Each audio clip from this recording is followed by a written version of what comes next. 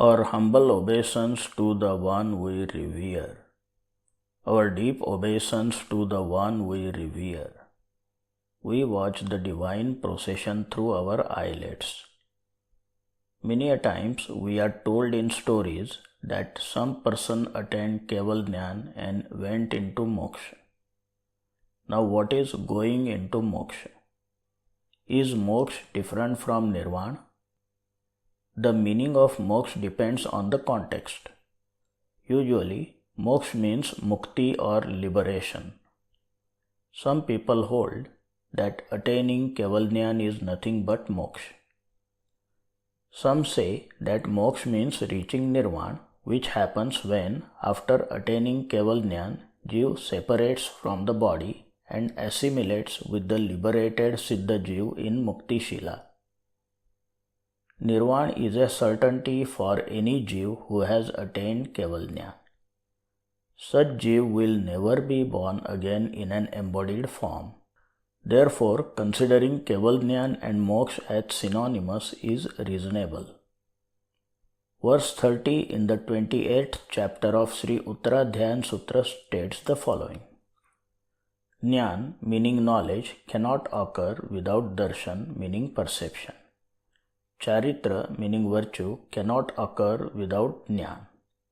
Mōkṣa cannot occur without Chāritra, and Nirvāṇ cannot occur without Mōkṣa. Let us understand the avinabhav relation, also known as one-way implication here.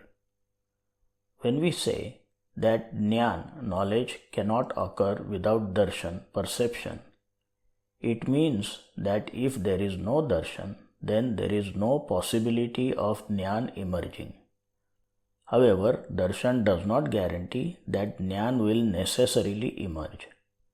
After Darśan, Jñān may or may not emerge. But if Jñān has emerged, then it necessarily follows that Darśan has occurred preceding Jñān. In other words, Darśan is necessary for Jñān but not sufficient. In this avinabhav relation, Jñān cannot occur without Darśan, but Darśan can occur without Jñān. The word avinabhav means that one cannot exist without the other, but the other can exist without the first one. In a similar manner, we can say that Jñān is necessary but not sufficient for Chāritra. Chāritra is necessary but not sufficient for Mōkṣa. And Mōkṣa is necessary but not sufficient for Nirvāṇ. This verse spells out what is necessary for what, but not what is sufficient for what. This verse indicates that Mōkṣa is a necessary condition for Nirvāṇ. So we can infer that Mōkṣa and Nirvāṇ are different in some sense. What should then be the meaning of Mōkṣa? Often, when we have a question and we obtain its answer, the answer breeds a new question. When all questions have been answered and no new questions arise, then such a state of an individual can be constituted to be Mōkṣa. This is only for Jīv in Vyavhar Rashi or Sansari Jīv. Nigot Jīv are almost Jad, meaning non-living. They will start having questions only after they accidentally start their journey in Vyavhar Rashi. Until Kevaljñān is attained, some questions must have remained unanswered, some knowledge must be yet to be obtained. Attaining Kevaljñān means there are no further unanswered questions. Thus, we can say that attaining Kevaljñān is Mōkṣa. A person attaining Kevaljñān is also known as Sarvajña, meaning the omniscient. Regarding Kevaljñān and Nirvāṇ, we can consider three scenarios as follows. Some Jīv leave their body in the same samay, which is the smallest indivisible unit of kal or time, in which they attain Kevaljñān. These Jīv do not have even one more samay of embodied life to live after attaining Kevaljñān. These are called Antaḥkrit Kevalī. There is a description of such Jīv in Śrī Uttarādhyayan Sūtra. These Jīv typically perform some intense penance activity culminating in Kevaljñān, coinciding with the time of death. Some Jīv have life left after attaining Kevaljñān.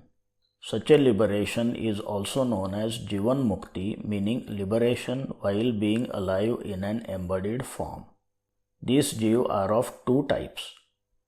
One is Kevalī and the other is Tīrthankar. Those Jīv who are bound with a type of karma called Tīrthankar Nam karma in a previous life become Tīrthankar after attaining Kevaljñān by virtue of their punya, meaning righteous deeds and convictions in prior lives. Usually, they establish fourfold tirtha consisting of monks, nuns, and householder men and women followers. Other Jīv attaining Kevaljñān are simply called Kevalī. It must be kept in mind that Antaḥkrit Kevalī, and Tīrthankar, all three are equivalent as far as their attainment of Kevaljñān is concerned. The differences are only in terms of their remaining life and punya. They all assimilate in Muktiśīlā. With humble submission to the divine nature God.